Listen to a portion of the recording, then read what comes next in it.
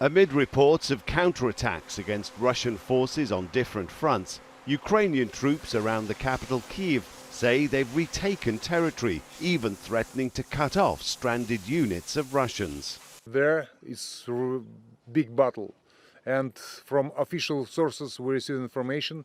Right now the small city Makariv and almost whole Irpin already in the control is Ukrainian soldier.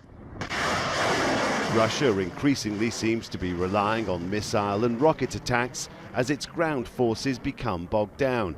And the Russian Ministry of Defense has released footage of its cruise missiles launched from land and sea that have been striking targets throughout Ukraine. While Russian forces may have been held in the north and even driven back by counterattacks, according to the Ukrainians, in the south, greater strength and organization appear to be helping Russia make a bigger impact on the battlefields there. In the besieged city of Mariupol, Ukrainian defenders say they still hold a perimeter in the center, but new drone footage shows the scale of the devastation.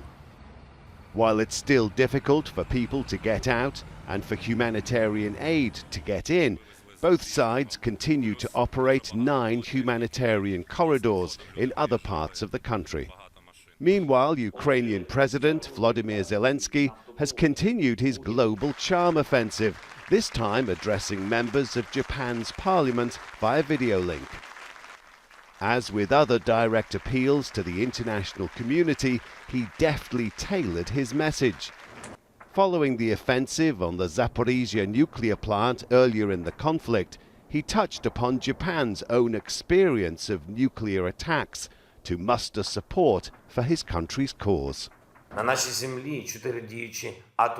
are 4 operating nuclear power plants on our land. There are 15 nuclear units and they are all under threat.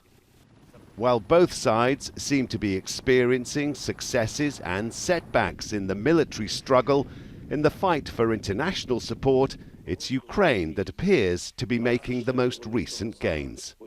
Rob McBride, Al Jazeera, Lviv.